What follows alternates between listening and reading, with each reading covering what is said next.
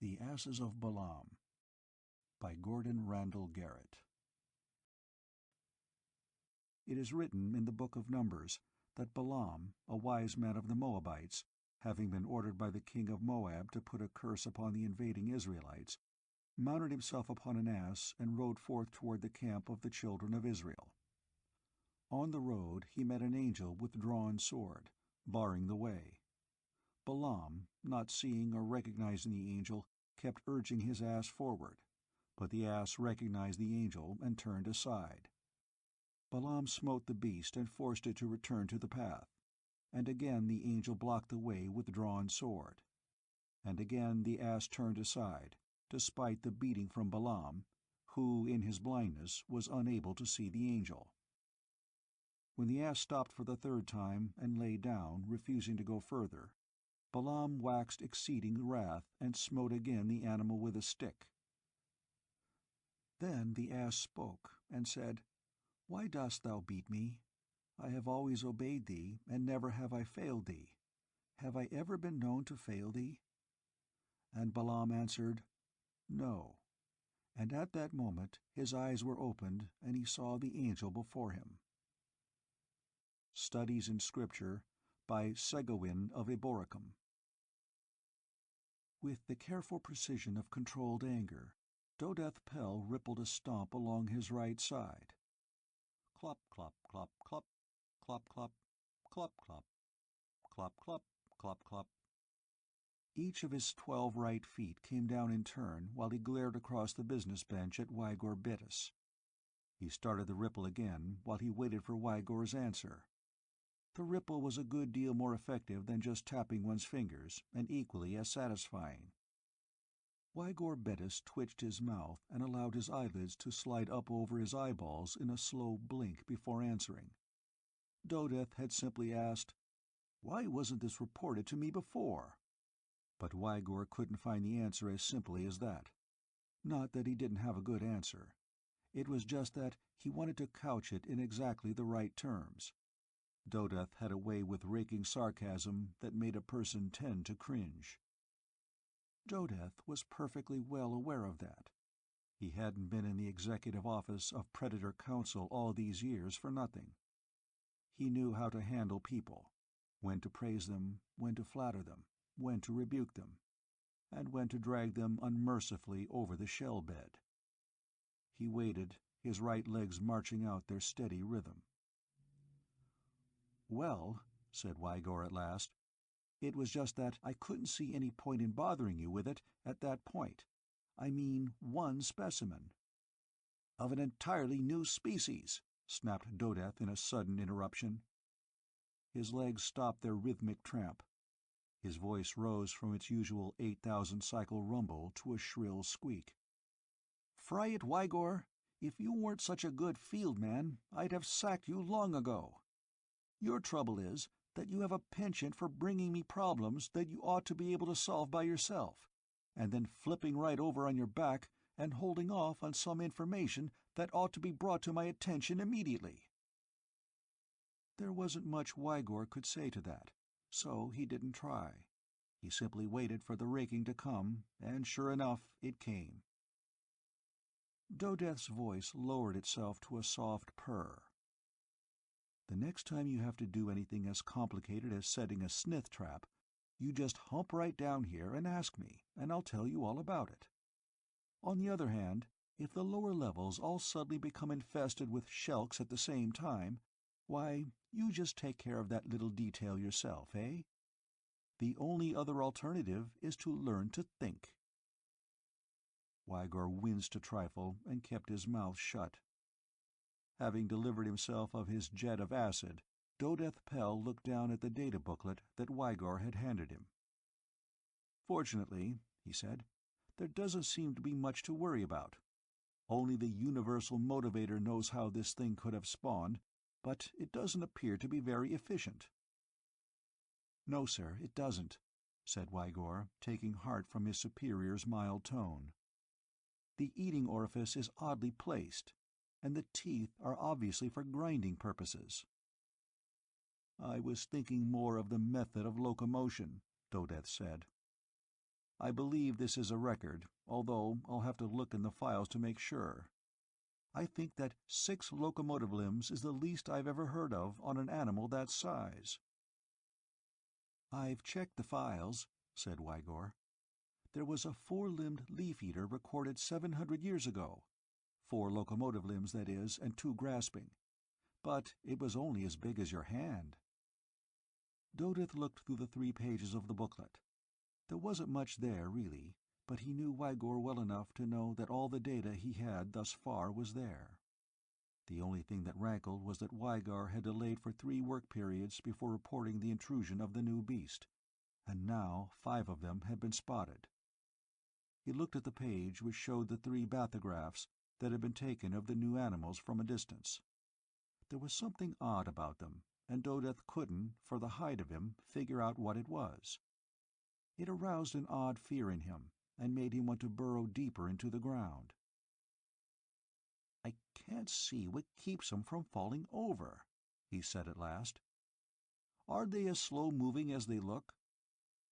"They don't move very fast," Wygor admitted. "But we haven't seen any of them startled yet. I don't see how they could run very fast, though. It must take every bit of awareness they have to stay balanced on 2 legs."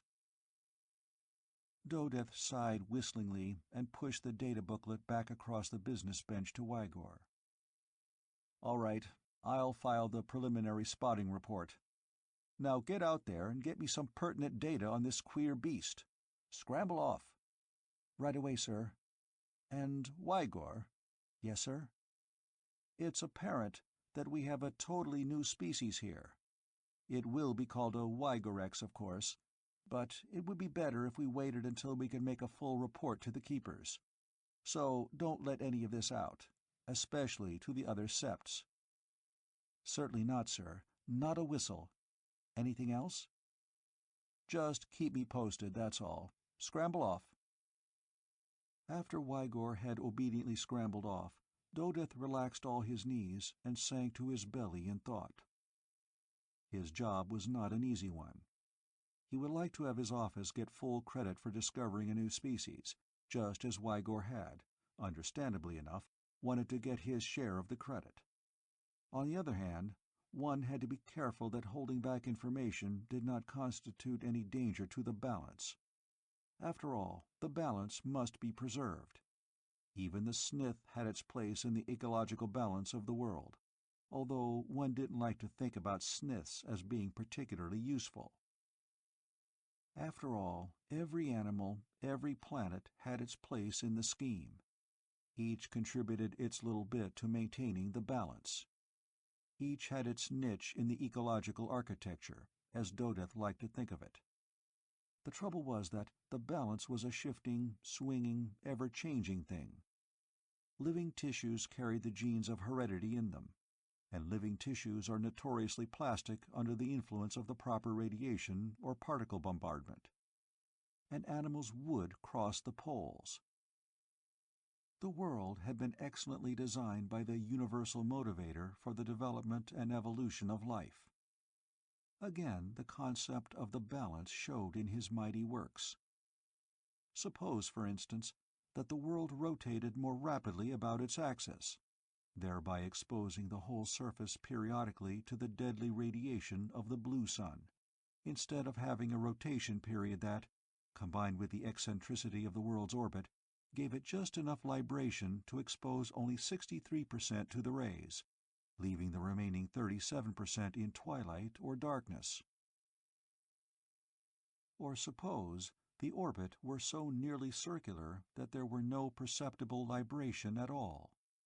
One side would burn eternally, and the other side would freeze, since there would be no seasonal winds blowing first east, then west, bringing the warmth of the blue sun from the other side. Or again, suppose there were no moon and no yellow sun to give light to the dark side. Who could live in an everlasting night? Or suppose that the magnetic field of the world were too weak to focus the majority of the blue sun's output of electrons and ions on the poles. How could life have evolved at all? Balance. and the ultimate universal motivator had put part of the responsibility into the hands of his only intelligent species. And a part of that part had been put into the hands of Dodeth Pell as the head of Predator Control. Fright. Something was niggling at the back of Dodeth's mind, and no amount of philosophizing would shake it. He reached into the drawer of the business bench and pulled out the duplicate of Wygor's data booklet. He flipped it open and looked at the bathygraphs again. There was no single thing about them that he could pinpoint, but the beasts just didn't look right. Dodeth Pell had seen many monstrous animals in his life, but none like this. Most people disliked and were disgusted by a Snith because of the uncanny resemblance the stupid beast had to the appearance of Dodeth's own race. There could be no question of the genetic linkage between the two species, but in spite of the physical similarities, their actions were controlled almost entirely by instinct instead of reason. They were like some sort of idiot parody of intelligent beings. But it was their similarity which made them loathsome. Why should Dodeth Pell feel a like emotion when he saw the bathygraphs of the two-legged thing? Certainly there was no similarity. Wait a minute. He looked carefully at the three-dimensional pictures again. Fright, he couldn't be sure. After all, he wasn't a geneticist. Checking the files wouldn't be enough. He wouldn't know how to ask the proper cross-filing questions. He lolled his tongue out and absently rasped at a slight itch on the back of his hand while he thought. If his hunch were correct, then it was time to call in outside help now, instead of waiting for more information. Still, he needn't necessarily call in official expert help just yet. If he could just get a lead, enough to verify or disprove the possibility of his hunch being correct, that would be enough for a day or two, until Wygor got more data. There was always Urdeth, an older parabrother on his prime father's side. Urdeth had studied genetics, theoretical, not applied, with the thought of going into control, and kept on dabbling in it even after he had discovered that his talents lay in the robot design field. "Ardan," he said sharply. At the other end of the office, the robot assistant ceased his work for a moment. "Yes, sir?" "Come here a minute. I want you to look at something." "Yes, sir." The robot's segmented body was built very much like Dodeth's own, except that instead of the 12 pairs of legs that supported Dodeth's body, the robot was equipped with wheels, each suspended separately and equipped with its own individual power source. Ardan rolled sedately across the floor, his metallic body gleaming in the light from the low ceiling.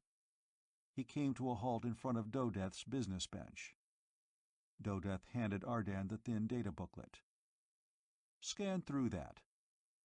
Ardan went through it rapidly, his eyes carefully scanning each page, his brain recording everything permanently. After a few seconds, he looked back up at Dodeth. "A new species?" "Exactly. Did you notice anything odd about their appearance?" "Naturally," said Ardan. "Since their like has never been seen before, it is axiomatic that they would appear odd." Fright, Dodeth thought. He should have known better than to ask a question like that of Ardan. To ask it to determine what might be called second-order strangeness in a pattern that was strange in the first place was asking too much of a robot. "Very well then. Make an appointment for this evening with Urdeth Pell. I would like to see him at his home, if it is convenient." "Yes, sir," said the robot.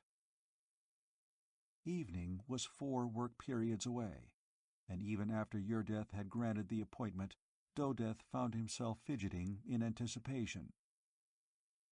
Twice during the following work periods, Wygor came in with more information. He had gone above ground with a group of protection robots finally to take a look at the new animals himself. but he hadn't yet managed to obtain enough data to make a definitive report on the strange beasts. But the lack of data was, in itself, significant. Dodeth usually liked to walk through the broad tunnels of the main thoroughfares, since he didn't particularly care to ride robot back for so short a distance. But this time he was in such a hurry to see Urdeth that he decided to let Ardan take him. He climbed aboard, clamped his legs to the robot's sides, and said, "To Urdeth Pels." The robot said, "Yes, sir," and rolled out to the side tunnel that led toward one of the main robot tunnels. When they finally came to a tunnel labeled Robots and Passengers Only, Ardan rolled into it and revved his wheels up to high speed, shooting down the tunnelway at a much higher velocity than Dodeth could possibly have run. The tunnelway was crowded with passenger-carrying robots, and with robots alone, carrying out orders from their masters. But there was no danger. No robot could harm any of Dodeth's race, nor could any robot stand idly by while someone was harmed. Even in the most crowded of conditions, every robot in the area had one thing foremost in his mind: the safety of every human within sight or hearing. Dodeth ignored the traffic altogether. He had other things to think about, and he knew, without even bothering to consider it, that Ardan could be relied upon to take care of everything. Even if it cost him his own pseudo-life, Ardan would do everything in his power to preserve the safety and health of his passenger. Once in a while, in unusual circumstances, a robot would even disobey orders to save a life, for obedience was strictly secondary to the sanctity of human life, just as the robot's desire to preserve his own pseudo-living existence was outranked by the desire to obey. Dodeth thought about his job, but he carefully kept his mind off the new beasts.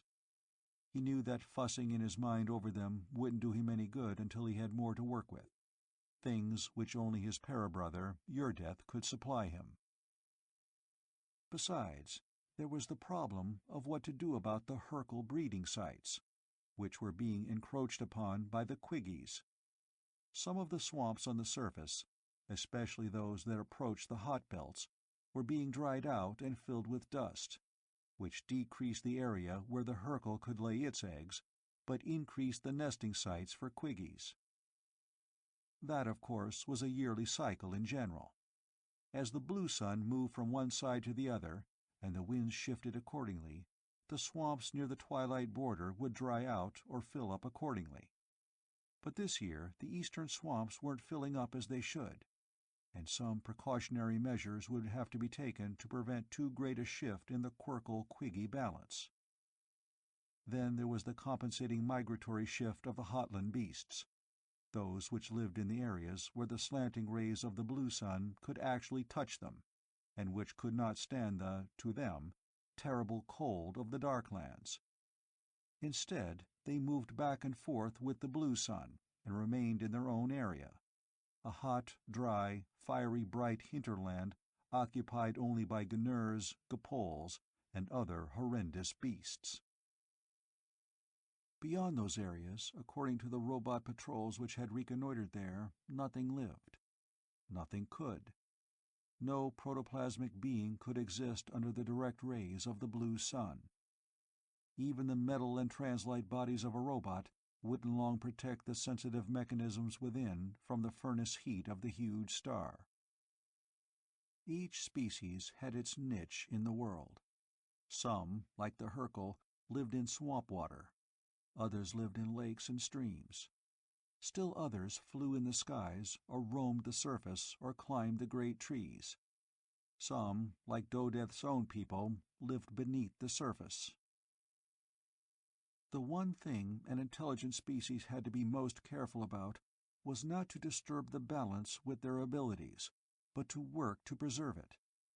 In the past, there had been those who had built cities on the surface, but the cities had removed the natural growth from large areas, which, in turn, had forced the city people to import their food from outside the cities. And that had meant an enforced increase in the cultivation of the remaining soil, which destroyed the habits of other animals, besides depleting the soil itself. The only sensible way was to live under the farmlands, so that no man was ever more than a few hundred feet from the food supply. The universal motivator had chosen that their species would evolve in burrows beneath the surface, and if that was the niche chosen for Dodeth's people, then that was obviously where they should remain to keep the balance. Of course, the Snith too was an underground animal, though the tunnels were unlined. The Snith's tunnels ran between and around the armored tunnels of Dodeth's people, so that each city surrounded the other without contact, if the burrows of the Snith could properly be called a city. "Yerdeth Pel's residence," said Ardan. "Ah, yes." Dodeth, his thoughts interrupted, slid off the back of the robot and flexed his legs. "Wait here, Ardan. I'll be back in an hour or so." Then he scrambled over to the door which led to Yerdeth's apartment. 20 minutes later, Yerdeth Pel looked up from the databook facsimiles and scanned Dodeth's face with appraising eyes. "Very cute," he said at last with a slight chuckle. "Now, what I want to know is someone playing a joke on you, or are you playing a joke on me?" Dodeth's eyelids slid upwards in a fast blink of surprise. "What do you mean?" "Why, these bathygraphs." Yerdeth rapped the bathygraphs with a wrinkled, horny hand. He was a good deal older than Dodeth, and his voice had a tendency to rasp a little when the frequency went above 20,000 cycles. "They're very good, of course. Very good. The models have very fine detail to them. The eyes, especially, are good. They look as if they really ought to be built that way." He smiled and looked up at Dodeth. Dodeth resisted an urge to ripple a stomp. "Well?" he said impatiently. "Well, they can't be real, you know," Yerdeth replied mildly. "Why not?" "Oh, come now, Dodeth. What did it evolve from? An animal doesn't just spring out of nowhere, you know." "New species are discovered occasionally," Dodeth said. "And there are plenty of mutants and just plain freaks." "Certainly, certainly. But you don't hatch a Snith out of a Hercule egg. Where are your intermediate stages?" "Is it possible that we might have missed the intermediate stage?" "I said stages, plural. Pick any known animal, any one, and tell me how many genetic changes would have to take place before you'd come up with an animal anything like this one." Again he tapped the bathograph. "Take that eye, for instance. The lid goes down instead of up, but you notice that there's a smaller lid at the bottom that does go up, a little ways. The closest thing to an eye like that is on the Huggle, which has eyelids on top that lower a little. But the Huggle has 18 segments, 16 pairs of legs and 2 pairs of feeding claws. Besides, it's only the size of your thumb joint. What kind of gene mutation would it take to change that into an animal like the one in this picture? And look at the size of the thing. If it weren't in that awkward vertical position, if it were stretched out on the ground, it'd be as long as a human. Look at the size of those legs. Or take another thing. In order to walk on those 2 legs, the changes in skeletal and visceral structure would have to be tremendous." "Couldn't we have missed the intermediate stages, then?" Dodeth asked stubbornly. "We've missed the intermediates before, I dare say." "Perhaps we have," Yerdeth admitted. "But if you boys in the Ecological Corps have been on your toes for the past 1,000 years, we haven't missed many. And it would take at least that long for something like this to evolve from anything we know." "Even under direct polar bombardment?" "Even under direct polar bombardment. The radiation up here is strong enough to sterilize a race within a very few generations. And what would they eat? Not many plants survive there, you know." "Oh, I don't say it's flatly impossible, you understand. If a female of some animal or other carrying a freshly fertilized zygote, and her species happened to have all the necessary potential characteristics, and a flood of ionizing radiation went through the zygote at exactly the right time, and it managed to hit just the right genes in just the right way, well, I'm sure you can see the odds against it are tremendous. I wouldn't even want to guess at the order of magnitude of the exponent. I'd have to put on a 10 in order to give you the odds against it." Dodith didn't quite get that last statement, but he let it pass. "I am going to pull somebody's legs off, one by one, come next work period," he said coldly. "One by one." He didn't, though. Rather than accuse Wygor, it would be better if Wygor were allowed to accuse himself. Dodith merely wanted to wait for the opportunity to present itself. And then, then there would be a roasting. The opportunity came in the latter part of the next work period.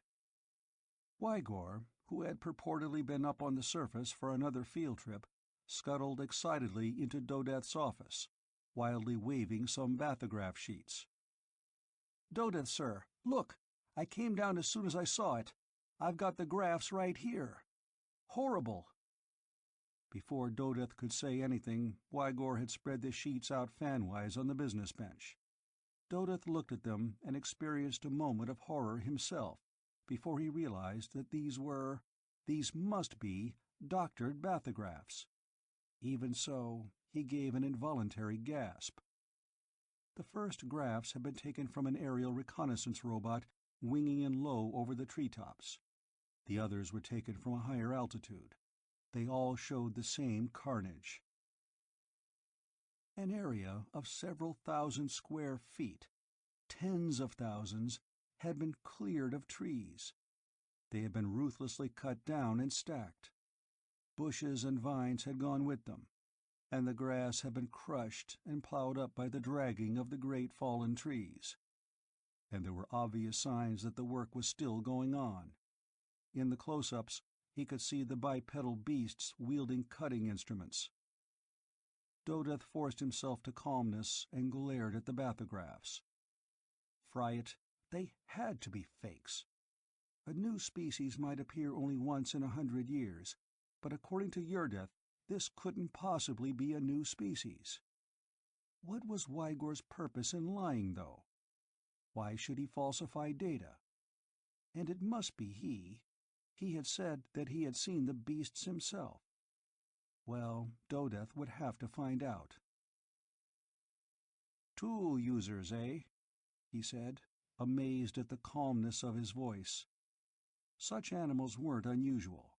The Smiths used tools for digging and even for fighting each other, and the Hercles dammed up small streams with logs to increase their marshland. It wasn't immediately apparent what these beasts were up to, but it was far too destructive to allow it to go on. But, fry it all, it couldn't be going on.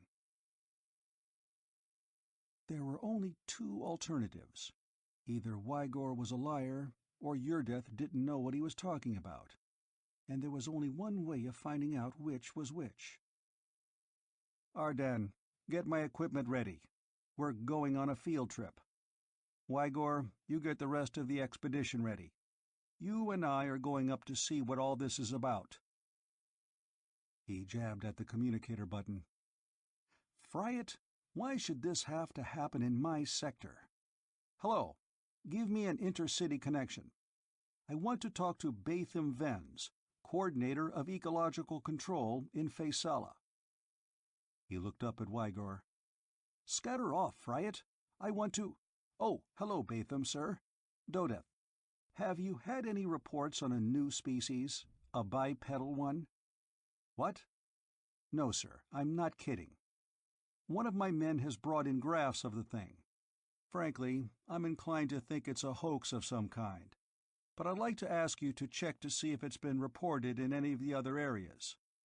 We're located a little out of the way here, and I thought perhaps some of the stations farther north or south had seen it."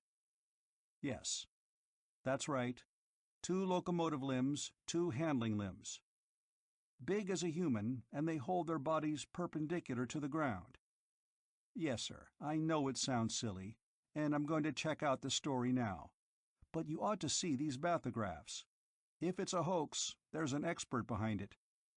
Very well, sir. I'll wait. Dodeth scowled. Batham had sounded as if he, Dodeth, had lost his senses. Maybe I have, he thought. Maybe I'll start running around mindlessly and get shot down by some patrol robot who thinks I'm a Smith. Maybe he should have investigated first and then called, when he was sure, one way or another. Maybe he should have told Batham he was certain it was a hoax, instead of hedging his bets. Maybe a lot of things, but it was too. Hello? Yes, sir. None, eh? Yes, sir. Yes, sir. I'll give you a call as soon as I've checked. Yes, sir. Thank you, sir. Dodeth felt like an absolute fool. Individually and collectively, he consigned to the frying pan Batham, Wygor, Yurdith, the new beast, if it existed, and finally himself. By the time he had finished his all-encompassing curse, his 24 pistoning legs had nearly brought him to the equipment room, where Arden and Wygor were waiting. 4 hours and more of steady traveling did very little to sweeten Dodeth Pell's temper. The armored car was uncomfortable, and the silence within it was even more uncomfortable. He did not feel at all like making small talk with Wygor, and he had nothing as yet to say to Ardan or the patrol robots who were rolling along with the armored car. One thing he had to admit: Wygor certainly didn't act like a man who was being carried to his own doom, which he certainly was if this was a hoax. Wygor would lose all position and be reduced to living off his civil insurance. He would be pitied by all and respected by none. But he didn't look as though that worried him at all. Dodeth contented himself with looking at the scenery. The car was not yet into the forest country. This was all rolling grassland. Off to one side, a small herd of grazing Grankos lifted their graceful heads to watch the passage of the expedition, then lowered them again to feed. A fanged Zitabenth, disturbed in the act of stalking the Grankos, stiffened all his legs and froze for a moment, looking balefully at the car and the robots, then went on about his business. When they came to the forest, the going became somewhat harder. Centuries ago, those who had tried to build cities on the surface had also built paved strips to make travel by car easier and smoother, and Dodeth almost wished there were one leading to the target area. Fry it, he hated traveling, especially in a lurching armored car. He wished he were bored enough or tired enough to go to sleep. At last, at long last, Wygor ordered the car to stop. "We're within 2 miles of the clearing, sir," he told Dodeth. "All right," Dodeth said morosely. "We'll go the rest of the way on foot. I don't want to startle them at this stage of the game, so keep it quiet and stay hidden. Tell the patrol robots to spread out, and tell them I want all the movie shots we can get.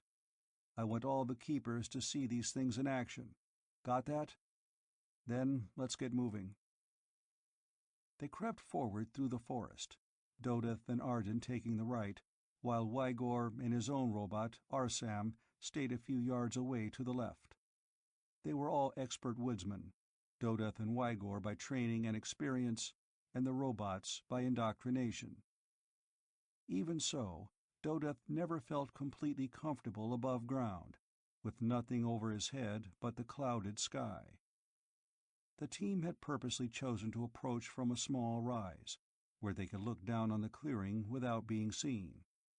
And when they reached the incline that led up to the ridge, one of the armed patrol robots who had been in the lead took a look over the ridge and then scuttled back to Dodeth. "They're there, sir." "What are they doing?" Dodeth asked, scarcely daring to believe. "Feeding, I believe, sir. They aren't cutting down any trees now. They're just sitting on one of the logs, feeding themselves with their handling limbs." "How many are there?" 20, sir." "I'll take a look." He scrambled up the ridge and peeked over. And there they were, less than a quarter of a mile away. Dazedly, Dodith took a pair of field glasses from Arden and focused them on the group. Oh, they were real, all right. No doubt of that. None whatever. Mechanically, he counted them. 20. Most of them were feeding, but 4 of them seemed to be standing a little apart from the others, watching the forest, acting as lookouts. Typical herd action, Dodith thought. He wished Yurdith was here. He'd show that fool what good his 10 to the billionth odds were. And yet, in another way, Dodith had the feeling that his parabrother was right. How could the life of the world have suddenly evolved such creatures? For they looked even more impossible when seen in the flesh. Their locomotive limbs ended in lumpy protuberances that showed no sign of toes. And they were covered all over with a dull gray hide, except for the hands at the ends of their handling limbs, and the necks and the faces of their oddly shaped heads, where the skin ranged in color from a pinkish to a definitive brown, depending on the individual. There was no hair anywhere on their bodies, except on the top and back of their heads. No, wait. There were 2 long tufts above each eye. They— "Do you see what they're eating?" Wygor's voice whispered. Dodith hadn't. He'd been too busy looking at the things themselves.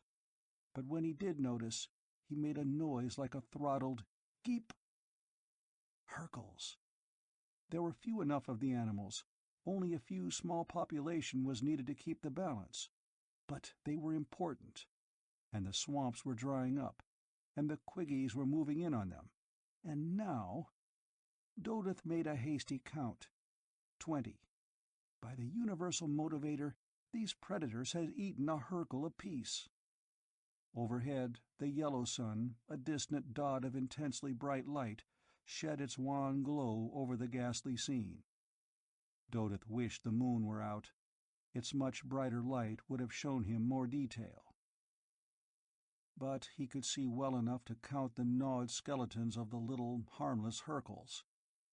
Even the moon, which wouldn't bring morning for another 15 work periods yet, couldn't have made it any plainer that these beasts were deadly dangerous to the balance. "How often do they eat?" he asked in a strained voice. It was Wygor's robot, Arsam, who answered. "About 3 times every work period. They sleep then. Their metabolic cycle seems to be timed about the same as yours, sir." "Gaw," said Dodith. 60 Hercules per sleep period. Why, they'll have the whole Hercule population eaten before long. Wygor, as soon as we can get shots of all this, we're going back. There's not a moment to lose. This is the most deadly dangerous thing that has ever happened to the world." "Fry me, yes," Wygor said in an awed voice. 3 Hercules in 1 period. "Allow me to correct you, sir," said the patrol robot. "They do not eat that many Hercules. They eat other things besides." "Like what, for instance?" Dodith asked in a choked voice. The robot told him, and Dodith groaned. "Omnivores! That's even worse! Arden, pass the word to the scouts to get their pictures and meet at that tree down there behind us in 10 minutes. We've got to get back to the city." Dodith Pell laid his palms flat on the speaker's bench and looked around at the assembled keepers of the balance, wise and prudent thinkers, who had spent lifetimes in ecological service and had shown their capabilities many times over.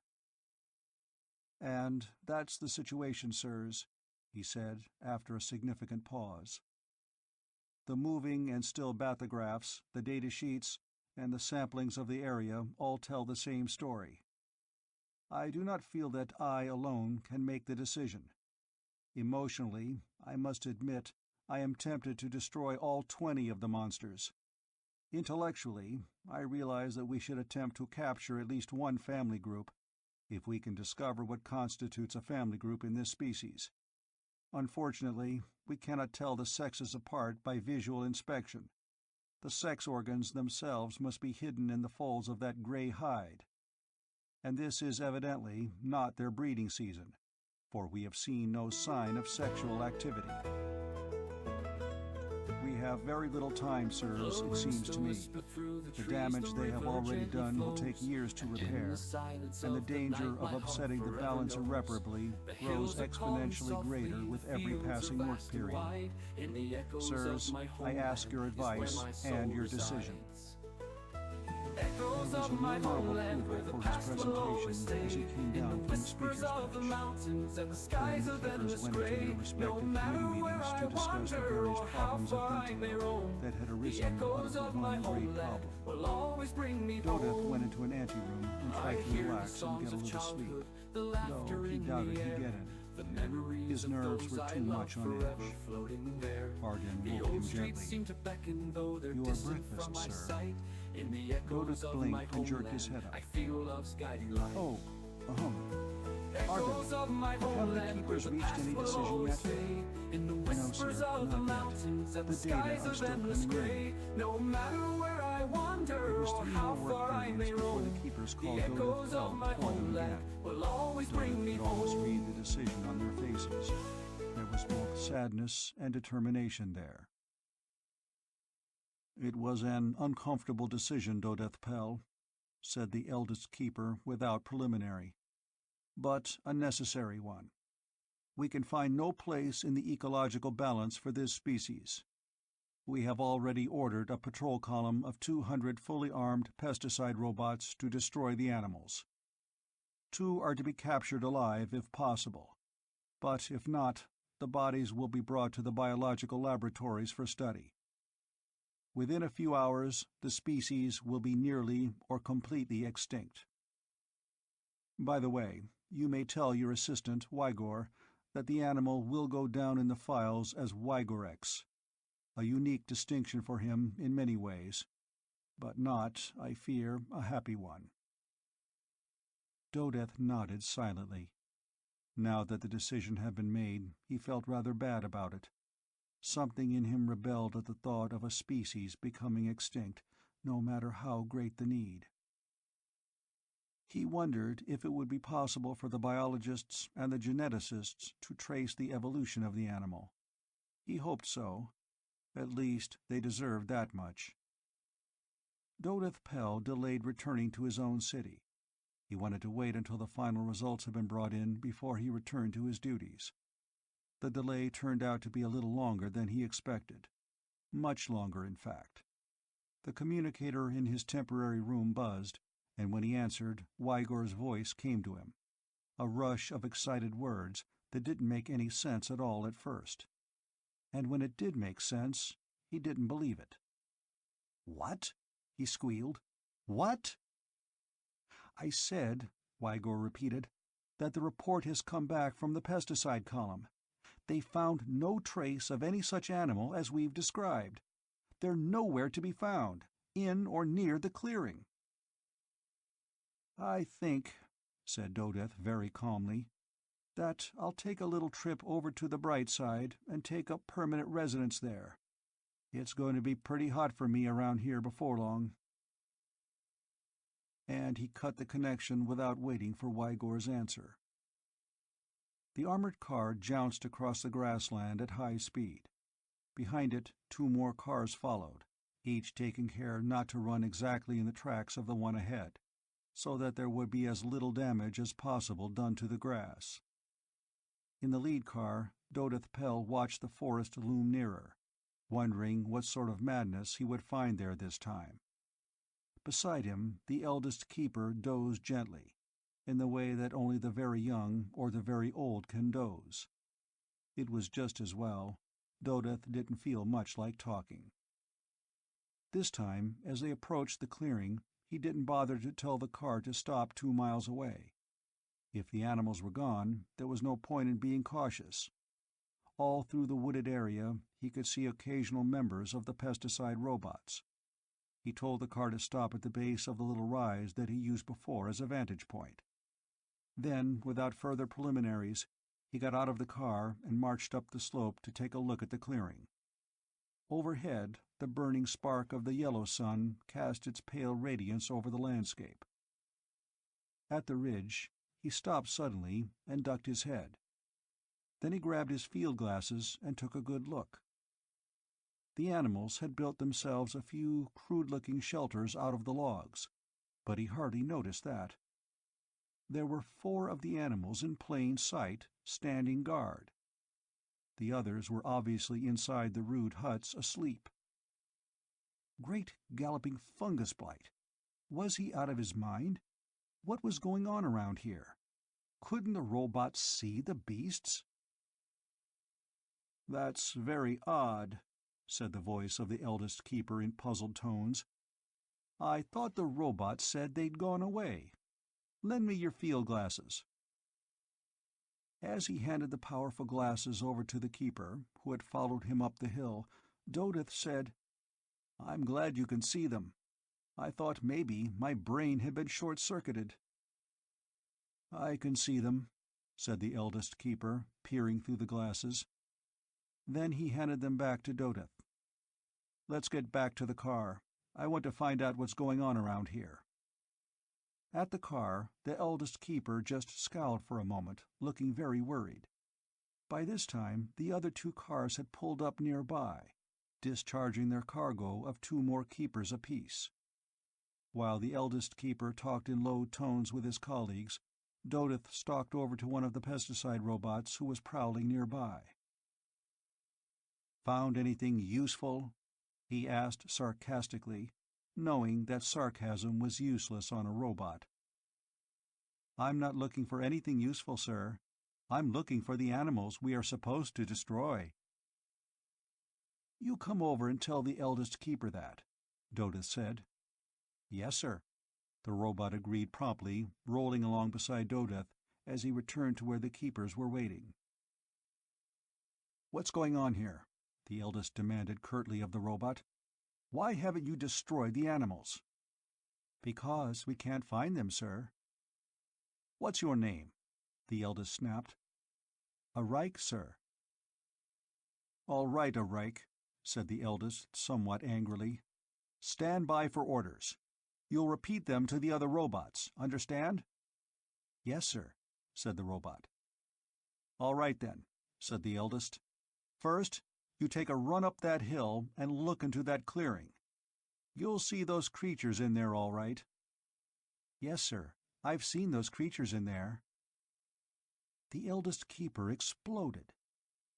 "Then get in there and obey your orders. Don't you realize that their very existence threatens the life of all of us? They must be eliminated before our whole culture is destroyed. Do you understand? Obey." "Yes, sir," said the robot. His voice sounded odd, but he spun around and went to pass the word on to the other robots. Within minutes, more and more of the pesticide robots were swarming towards and into the clearing. They could hear rumbling noises from the clearing, low grunts that were evidently made by animals who were trapped by the encircling robots.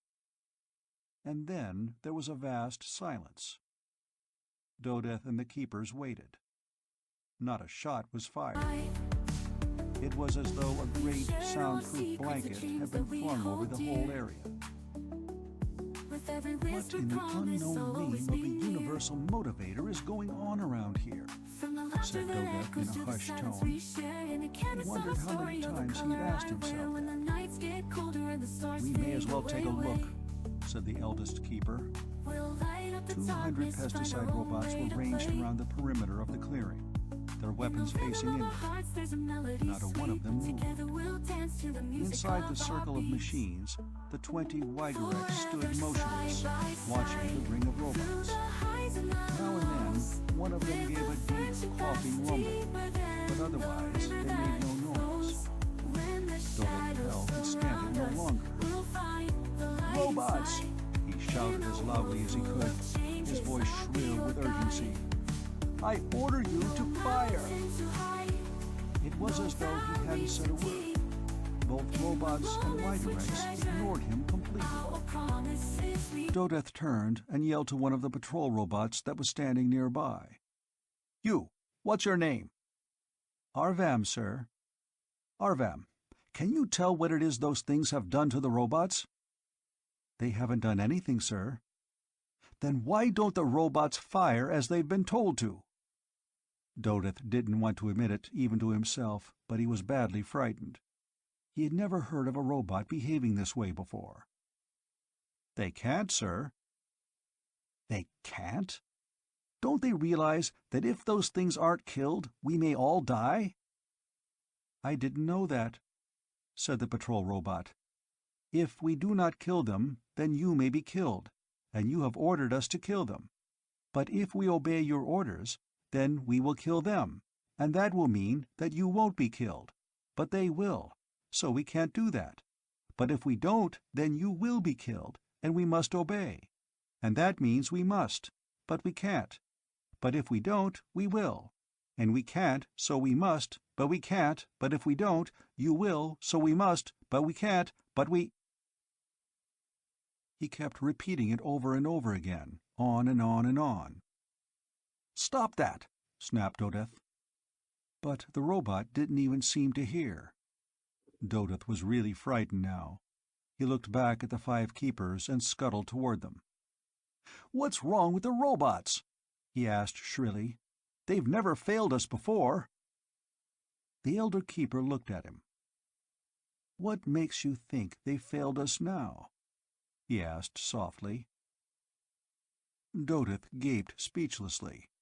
The eldest didn't seem to be making any more sense than the patrol robot had. "No," the keeper went on, "they haven't failed us. They have served us well. They have pointed out to us something which we have failed to see, and in doing so have saved us from making a catastrophic error." "I don't understand," said Dodeth. "I'll explain," the elder keeper said. "But first go over to that patrol robot and tell him quietly that the situation has changed. Tell him that we are no longer in any danger from the Wygareks. Then bring him over here." Dodeth did as he was told, without understanding at all. "I still don't understand, sir," he said bewilderedly. "Dodeth, what would happen if I told Arvam here to fire on you?" Why, he'd refuse." "Why should he?" "Because I'm human. That's the most basic robot command." "I don't know," the eldest said, eyeing Dodeth shrewdly. "You might not be a human. You might be a Snith. You look like a Snith." Dodeth swallowed the insult, wondering what the eldest meant. "Arvam," the eldest keeper said to the robot, "doesn't he look like a Snith to you?" "Yes, sir," Arvam agreed. Dodeth swallowed that one, too. "Then how do you know he isn't a Snith, Arvam?" "Because he behaves like a human, sir. A Snith does not behave like a human." "And if something does behave like a human, what then?" "Anything that behaves like a human is human, sir." Dodeth suddenly felt as though his eyes had suddenly focused after being unfocused for a long time. He gestured toward the clearing. "You mean those things are human?" "Yes, sir," said Arvam solidly. "But they don't even talk." "Pardon me for correcting you, sir, but they do. I cannot understand their speech, but the pattern is clearly recognizable as speech. Most of their conversation is carried on in tones of subsonic frequency, so your ears cannot hear it. Apparently, your voices are supersonic to them." "Well, I'll be fried," said Dodeth. He looked at the elder keeper. "That's why the robots reported they couldn't find any animal of that description in the vicinity." "Certainly. There weren't any." "And we were so fooled by their monstrous appearance that we didn't pay any attention to their actions," said Dodeth. "Exactly." "But this makes the puzzle even worse," said Dodeth. "How could such a creature evolve?" "Look!" interrupted one of the other keepers, pointing. "Up there, in the sky." All eyes turned toward the direction the finger pointed. It was a silvery speck in the sky that moved and became larger. "I don't think they're from our world at all," said the eldest keeper. He turned to the patrol robot. "Arvam, go down and tell the pesticide robots that there is no danger to us. They're still confused, and I have a feeling that the humans in that ship up there might not like it if we are caught pointing guns at their friends." As Arvam rolled off, Dodith said, "Another world?" "Why not?" asked the eldest. "The moon, after all, is another world, smaller than ours, to be sure, and airless, but still another world. We haven't thought too much about other worlds because we have our own world to take care of. But there was a time, back in the days of the builders of the surface cities, when our people dreamed such things. But our moon was the only one close enough, and there was no point in going to a place which is even more hellish than our bright side. But suppose the yellow sun also has a planet, or maybe even one of the more distant suns, which are hardly more than glimmers of light. They came, and they landed a few of their party to make a small clearing. Then the ship went somewhere else, to the dark side of our moon maybe, I don't know.